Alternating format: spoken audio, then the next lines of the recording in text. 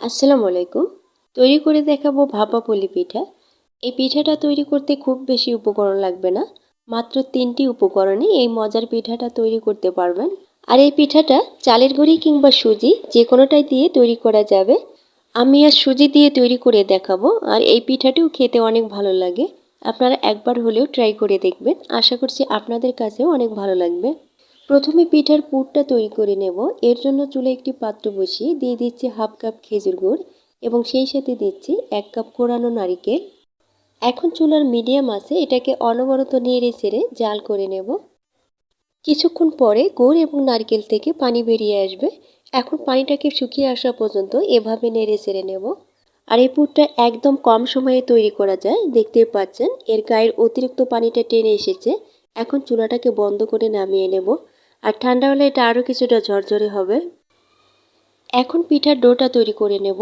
এর জন্য চুলে একটি প্যান বসিয়ে দিয়ে দিচ্ছি ১ কাপ প্লাস আরও 1/3 কাপ পানি।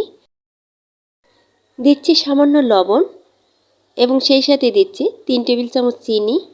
চিনিটা গলে পানিটা যখন হালকা গরম হয়ে আসবে এ পর্যায়ে সুজিটাকে অ্যাড করতে হবে। এখানে আমি ১ কাপ সুজি অ্যাড করে দিয়েছি। আর চুলার আঁচটাকে কিন্তু এখন মিডিয়াম লোতেই রেখেছি।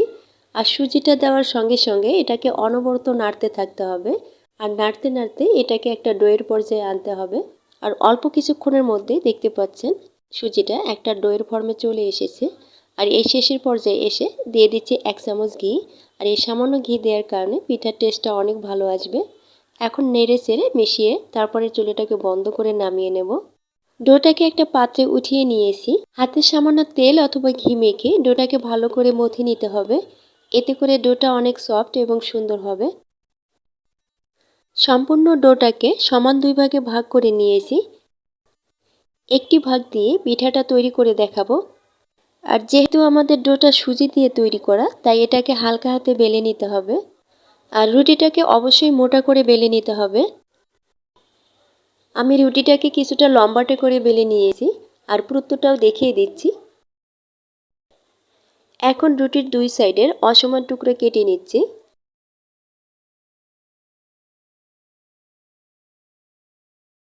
এখন আগে থেকে তৈরি করা পুর থেকে অর্ধেক পুর নিয়ে সম্পূর্ণ রুটিতে ছড়িয়ে দেব।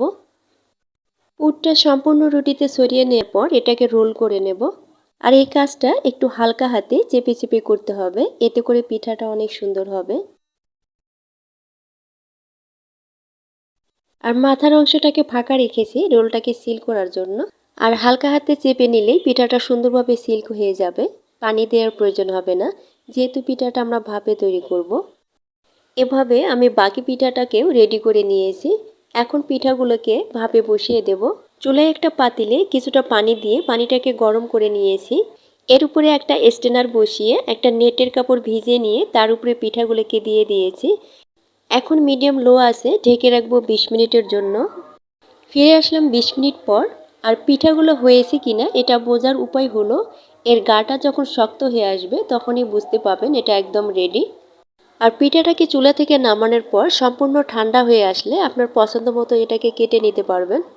একদম কম সময়ে এবং অল্প উপকরণে তৈরি হলেও এই পিঠাটা খেতে কিন্তু অনেক মজার। আপনারা একবার হলেও ট্রাই করে দেখবেন। আশা করছি আপনাদের কাছেও ভালো লাগবে। আর ভিডিওটি ভালো লেগে থাকলে প্লিজ একটি লাইক দিবেন এবং চ্যানেলটিকে সাবস্ক্রাইব করে পাশেই থাকবেন। সবাই ভালো থাকবেন। আল্লাহ হাফেজ।